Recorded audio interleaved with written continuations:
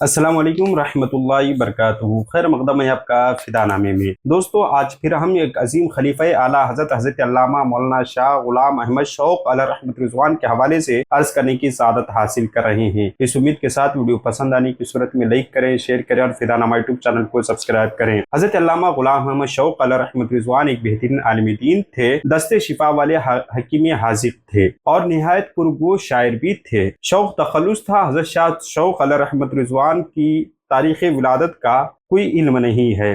Doctor محمد صابر سنبھلی رحمہ اللہ علیہ نے اندازہ لگایا تھا کہ شاہ شوق کی پیدائش 1830 عیسوی اور 1870 کے درمیان کسی بھی برس میں ہو سکتی ہے۔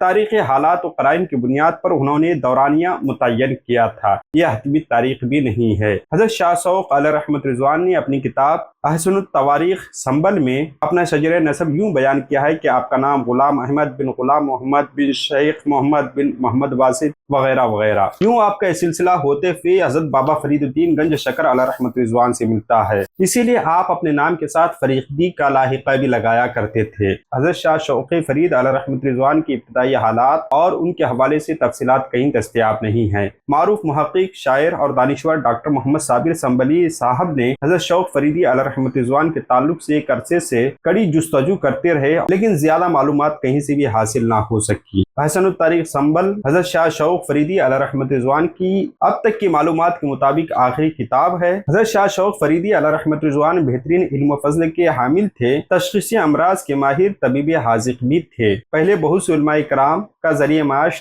طب حکمت ہوا کرتا تھا اور اپنی درسگاہ آراستہ بھی کرتے تو مفت تعلیم دیا کرتے تھے۔ اپنا روزگار اپنی زندگی کی گزارنے کے لیے آپ طب اور حکمت کا پیشہ اپنائے ہوئے تھے۔ حضرت شوق فریدی علیہ رحمۃ رضوان عمدہ ادیب و محقق بھی تھے، شاعر نامدار بھی تھے۔ ان کے اشعار اور مجموعہ اشعار دستیاب ہیں۔ قومی مسدس آئین اسلام آپ کی یہ کتاب مشہور اور مطبوع ہے۔ جماعت انصار الاسلام بریلی شریف کی 3 روزہ کانفرنس جو 22، 23، 24 شعبان المعظم 1349 ہجری میں منعقد ہوئی تھی، جس میں ہندوستان کے مختلف علماء کرام متحدہ ہندوستان کے مختلف اکابر علماء تشریف لائے تھے، ان میں سے حضرت شاہ شوق فریدی علیہ رحمۃ رضوان بھی تشریف فرما تھے۔ اس بات سے اندازہ ہوتا ہے کہ آپ ایک عظیم واعظ بھی تھے، بہترین خطیب بھی تھے۔ حضرت شاہ شوق فریدی علیہ رحمۃ رضوان کے تاریخی وفات کا بھی کسی کو علم نہیں ہے، بس قیاسی ہے۔ اسی طرح اس سال وفات بھی اندازہ ہی لگایا جا سکتا ہے کہ چونکہ حضرت شوق فریدی علیہ رحمۃ رضوان کا خاندان تقسیم ہند کے بعد پاکستان منتقل ہو گیا تھا، اس لیے ان کی تاریخی وصال کے ساتھ ساتھ مزار مبارک بھی غیر متعین ہے۔ اربابی علم و دانش کا کہنا ہے کہ حضرت شاہ شوق فریدی علیہ رحمۃ رضوان کا وصال مراد آباد میں ہوا اور آپ وہیں سپرد خاک کیے گئے اور ان کے اقارب پاکستان چلے گئے۔ حضرت غلام احمد شوق فریدی علیہ رحمۃ رضوان کے